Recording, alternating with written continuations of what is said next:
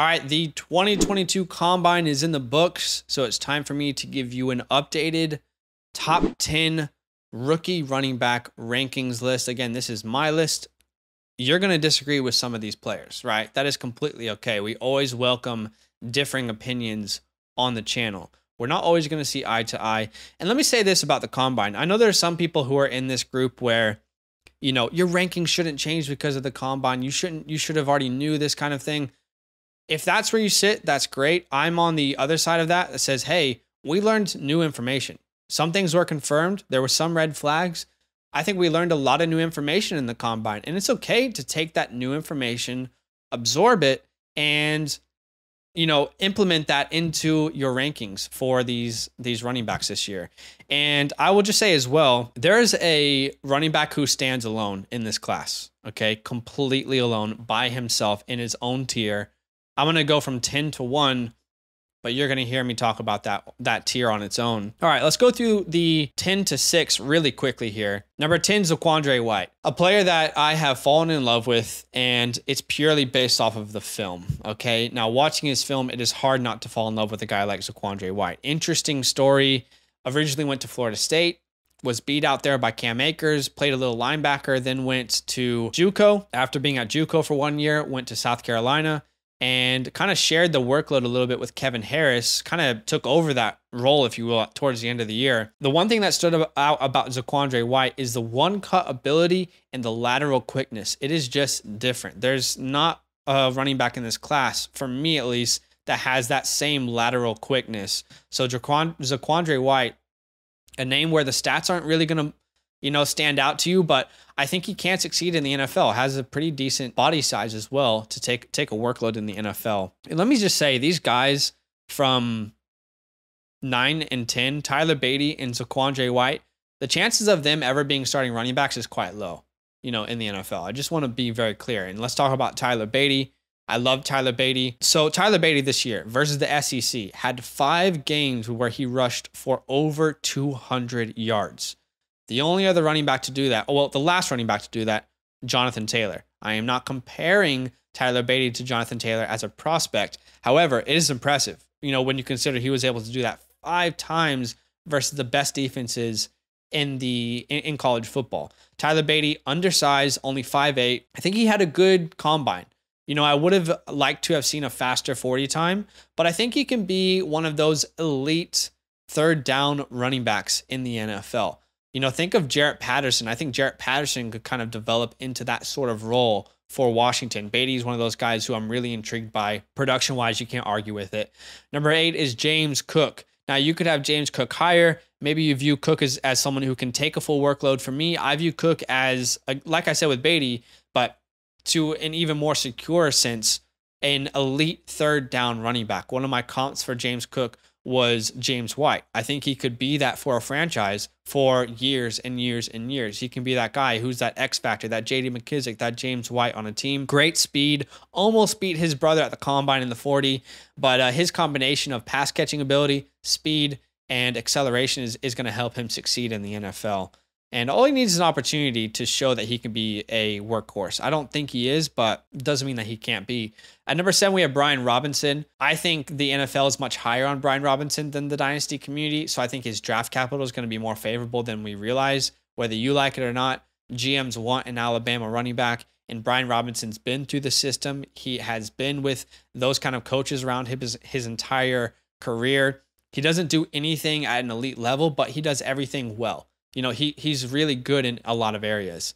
And then at 6, we have Rachaad White, one of the most interesting running back prospects this year. We originally thought he was 6'2". That's what everyone said, and that's what it, you know, in research, that's what we were given. At the combine, he measures in at 6 foot. So that's a little bit better because you don't really want a 6'2" running back in your backfield. He definitely needs to work on not running upright. I mean, he runs like a wide receiver. He feels more like a wide receiver when he's running than anything else. So, interesting prospect. We comped him to Cordell Patterson. And I think after what we saw from Cordell Patterson last year, a lot of NFL GMs are going to want to emulate that. So I think he has a role in the modern day NFL. Again, from 6 to 10, none of these running backs are guaranteed to be starters. And it is a weaker running back class. than it's been before. We just have to acknowledge that. The wide receivers are much, much higher valued in this class. All right, let's look at number 5. Kyren Williams. Kyren Williams out of Notre Dame, 5'9", 194. That's official from the combine measurements. In 2020 and 2021, he dominated, as far as production goes. Over 1,000 rushing yards in both years, over 8 yards per carry in both years, 13 touchdowns in 2020, 17 total in 2021, 4-star recruit. The dominator ratings there, everything is there that you want to see, except for the size and the speed. The combine, I struggle to find a player that had a worse combine than Kyren Williams this year. Before the combine, he was my running back 3. I really, really believed in Kyren. Now he's my 5, and honestly, maybe he should be further down in my rankings. This is going to change. It's going to continue to change. If draft capital is shocking, then he will move further down for me. If he ends up going in the 4th, 5th round, there's no way I can justify him as a top 5 running back in this class. And to me, based off of his combine performance, he fell at least 1 round in the NFL draft. At least. I don't think any GM who was interested in him saw his combine performance and thought, yeah, this is exactly the player that I thought he was. It was truly an awful, awful day for him. The 40 time. Guys, what was up with the 40 time? 4.65. That is the worst amongst all running backs. And I have to admit, I was slightly wrong on this. I thought he had the elite speed. I thought we were going to see at least 4.41, something like that. I did not expect to see 4.65. Vertical jump wasn't impressive. The broad jump was the 3rd worst in the class. So he tested awful. And that's something that we can't ignore because GMs aren't going to ignore it, right? So for me, I still like Kyren Williams. He's not completely off my board. I think that would be irresponsible just to say he's completely off my board. I'm ignoring him. But there are a lot of red flags now at this point. My pro comp for him was Austin Eckler, and he's not going to be Austin Eckler in the NFL. Let's be honest. He's not going to do that. NFL team fits. I like the Chiefs. Clyde's not the answer, obviously. Jet McKinnon was outplaying him in the playoffs. Maybe Kyren falls in the draft and becomes good value for Kansas City. And here's the thing. Either Kyren was extremely unprepared for the combine or his team completely failed him. One of those has to be the case. Because surely you prep for the combine and you know your 40 time. If he knew his 40 was going to be that bad, then you don't participate. You don't hurt your draft capital.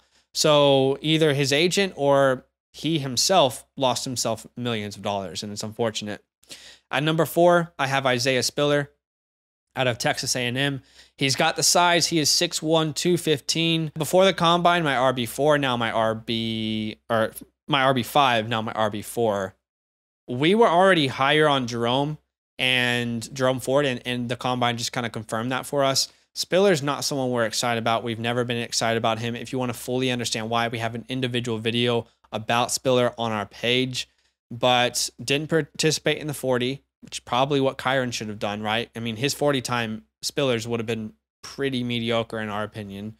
And he's just not a good athlete. I mean, broad jump, he was last in the class, if I'm not mistaken. I just don't think Spiller does anything that a GM would look at and say, I need that player on my team. Maybe his ability to make the first defender miss, like that is probably his best attribute, but I'm just not excited about him as a prospect, and I can't pretend that I am. My pro comp for him, a much slower Arian Foster, so he can succeed in the NFL, but I don't see him being a workhorse. My favorite team fit for him was the Houston Texans. Take over that David Johnson role. He can be a great 1-2 in a running back group. And then at number 3, Jerome Ford comes in at 5'10", 210 pounds.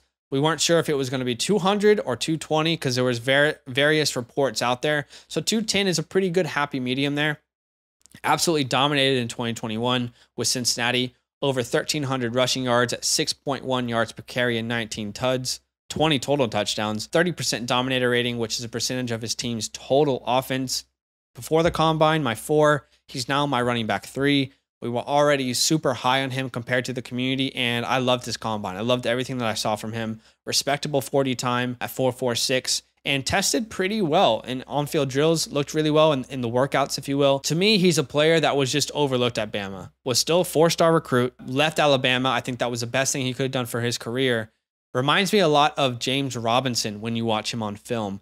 I would love to see him with the Dolphins, right? They need a running back like Jerome that can do multiple things well. Maybe you move Myles Gaskin to the third down running back role, and Jerome can be the first and second down back for this offense. I just think Jerome is a good, solid, reliable running back who has shown us he can take a workload when it has been given to him. At number 2, I have Kenneth Walker out of Michigan State, 5'9", 211. We thought it was 5'10". Still, he is still a good build for a running back. There's enough, like more than enough lower body strength there. Dominated in 2021 as far as stats go after transferring from Wake Forest to Michigan State. Didn't change in my rankings. Was my RB2, still my RB2. Confirmed everything that I wanted to see. I will say, though, the 40 time, I didn't expect him to be that fast. I thought we'd see like a 4.42, 4.45. The 4.38 was impressive. I don't know what's going on with this class, but they're either impressing us or massively disappointing us. Impressive change of direction, great vision, great patience behind the line. Wastes no time when he finds a hole and he bursts right through it. Pause. I know. This is one player that I really, really liked watching. He always reminded me on film of Nick Chubb as far as being a pure athlete, a pure runner in the NFL. He reminds me of Nick Chubb in that aspect. Just like Jerome Ford, I think the best team fit here for Kenneth Walker is the Dolphins. Get one of these guys, okay? Move Gaskin to the third down role. One of these guys can be the downhill guy for you. Obviously, Walker would be who I prefer in that scenario. And at number 1, standing on his own with no one even close to him, in my opinion, is Breece Hall. Okay?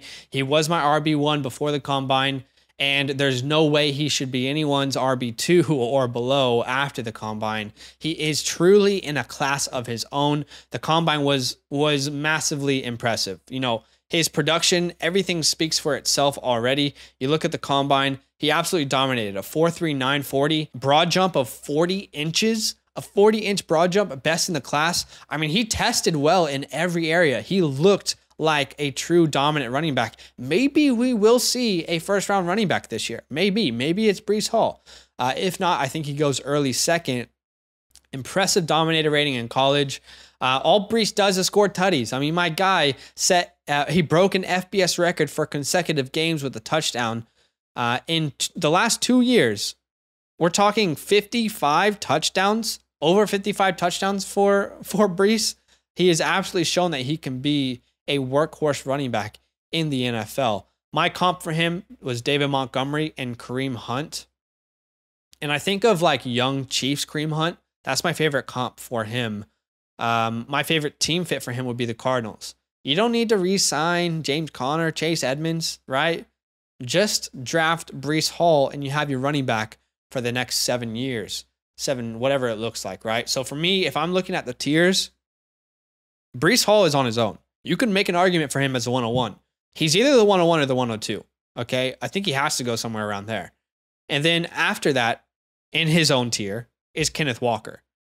And then after that, I feel like Jerome Ford and Isaiah Spiller are kind of in the same tier, but the drop off is quite significant after those running backs. It's hard to see starting running backs after that. And there's no guarantee that Jerome Ford or Spiller are starting running backs either. So really, the cream of the crop for me is Breece, and then a nice prize is in Kenneth Walker as well. So that's my top 10 running backs. Let me know if you disagree. It's okay. I love the conversations. Comment down below. Yo, what's good? Thanks for watching. We got a lot more videos. A lot more. If you want more videos. Watch now, it. You can also subscribe. Right now. If you want to. You need to. And lastly, don't forget that you can sign up to support the show and get exclusive content by going to patreon.com/Fantasyland Fam.